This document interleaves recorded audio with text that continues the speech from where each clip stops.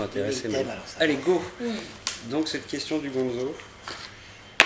Est-ce que comment se porte le porno français Face au gonzo.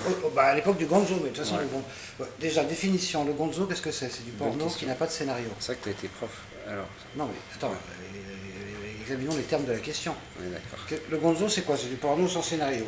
C'est vrai qu'au début, le porno, c'était en grande majorité des films avec scénario.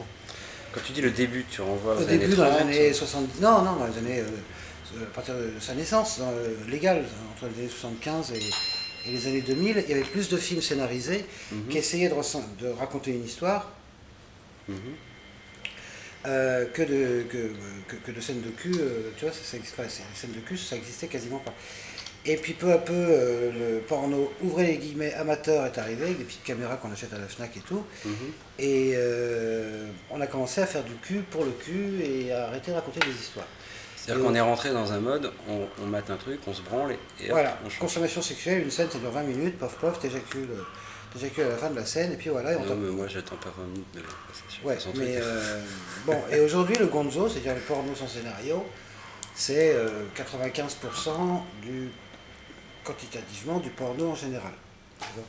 Et par contre, t'en as partout, en Asie. T'en as partout, en parce que Amérique c'est du Sud. facile à faire. Et c'est diffusé gratuitement. Moi j'ai chopé Channel Chooser, c'est avec ça que je me.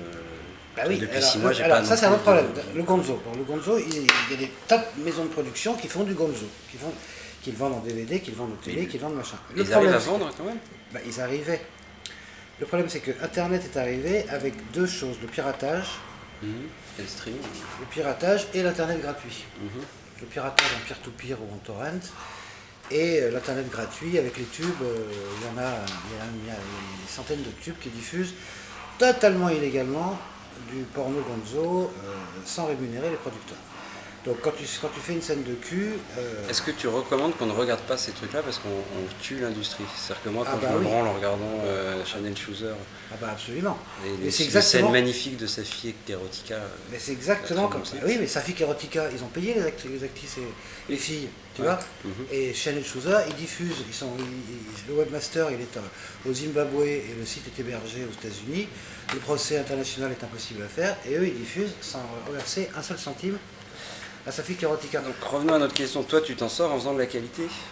Moi, je m'en sors uniquement avec mon site internet Zone Membre, qui s'appelle D'accord. explicitaire.com. Membre n'a aucun rapport avec. Non. 29,95€ pour se branler, illimité chez moi. C'est un slogan. Ok. 29,95€, j'ai juste suffisamment de membres. De mecs qui payent pour payer les 5 salaires de la boîte, quoi. Plus les filles, les garçons, les maquilleurs, les décors, les trucs. Oui, parce que d'ailleurs, tu produis du cinéma. Je pense que ça, c'est une question que je trouve. C'est mon père est dans le cinéma, il est décorateur de cinéma. Mais ça fera qu'on y revienne. Donc, le porno va très très mal. Il y avait 40 boîtes de production il y a 10 ans, il en reste... Mais il reste la crème de la crème. Il en reste 3-4? Non, pas forcément. Les crémages, c'est pas fait sur la qualité, c'est fait sur le Les réseaux. savoir-faire marketing. Le plus gros en France, c'est pas celui qui a le plus de talent, hein.